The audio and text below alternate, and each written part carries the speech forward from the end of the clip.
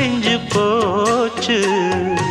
ஈசான மூலையில லேசான பள்ளி சத்தம் மாமன் பேர சொல்லி பேசுது.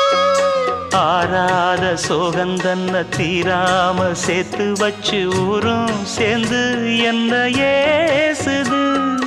மாமா மாமா உன்னத்தானே எண்ணி நானும் நாளும் தவித்தேனே.